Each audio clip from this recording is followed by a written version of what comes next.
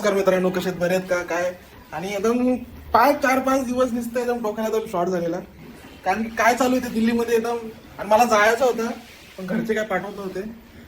तर 2 दिवस झाले तर जरा आता एकदम छान वाटतंय. सगळे एकदम जरा खेळतात आहे, जिथं जंतर मंतर आहे. मला चांगलं वाटतंय बाबा.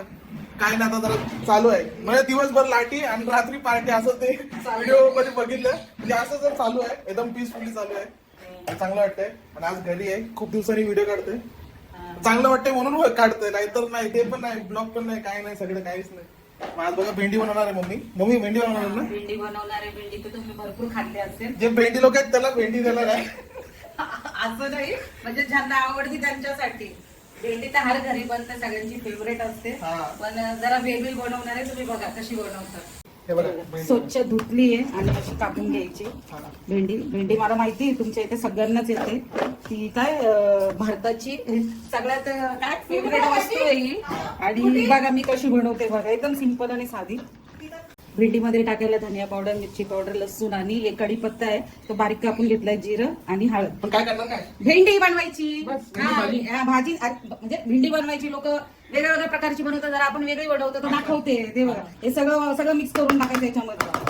आता तुम्ही म्हणत असेल की हा नवीन काय भेंडीमध्ये, तर नवीन दाखवते मी. हे सगळं मिक्स करायचं, त्यानं चवीनुसार टाकायचं. हे सगळं मिक्स करून घ्यायचं. आणि मग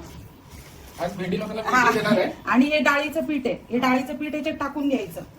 हा आता तुम्ही म्हणणार की हा भाजी बनवतायत का, आम्हाला येत नाही का, असं काही नाहीये. हे बघा असं सगळं मिक्स करायचं पूर्ण.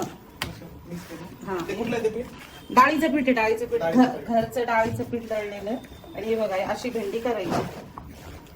आता तुम्ही म्हणत असेल की हा फ्राय करताय का, तर फ्राय नाहीये. हा भेंडीची भाजी आहे. जे सगळ्यांना आवडत असेल, कुणाला नाही जमत बनवायला तर अशी बनवा आणि बनवून खावा, खूप चांगले लागते. काही नाही करायचं बघा, हे चांगलं मिक्स करून घ्यायचं. असं जे सगळं टाकलेलं आहे असं मिक्स करायचं. आणि बघा मिक्स करून झालेलं आहे. तळायचं नाही आपल्याला. आणि बघा इथे कढाई ठेवलेली, नॉर्मलच तेल टाकलेलं आहे, जास्त पण नाही. आणि आता आपलं तेल गरम झालंय, हे सगळं भेंडी त्याच्यात घालायची. ओके, छान लागते. हा आणि ही भेंडी खरंच तुम्ही बनवून बघा. ज्यांना ते भेंडी काय बोलतात, भेंडी लवर ना, खूप आवडत असेल त्यांना एकदम इझी बनवायची. आणि खूप एकदम सरळ बोलते. आता काय एवढं हे नाही करायचं, जरुरी नाही तुमच्याकडे लसूण असेल या जिरं असेल. असे बॅचलर मुलं राहतात ज्यांना भेंडी आवडते, जे काही असं मी टाकून घ्यायचं. पोरांनो ऐका. आणि बघा याच्यावर गरज पण नाही झाकण वगैरे ठेवायची. आणि याची चिकट पण नाही होणार आणि सुटसुटीत होईल. आणि खूप छान लागेल तुम्हाला असं वाटत असेल बेसन गिचगिच होईल, नाही, एकदम मोकळं. याला ना हलवत राहायचं.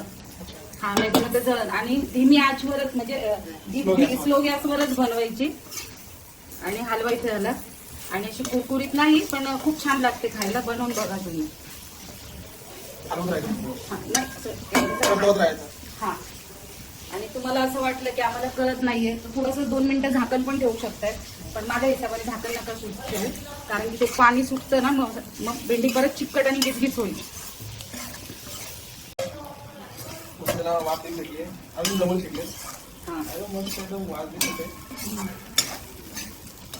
आणि आपली भेंडी झाली तयार.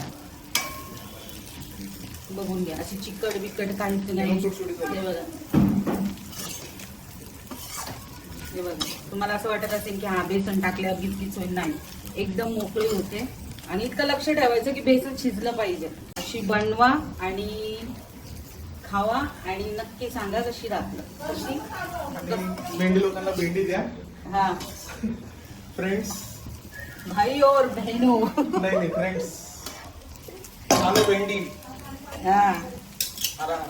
हा बोला फ्रेंड्स, खालो भेंडी. मेलेडी नाही या भेंडी.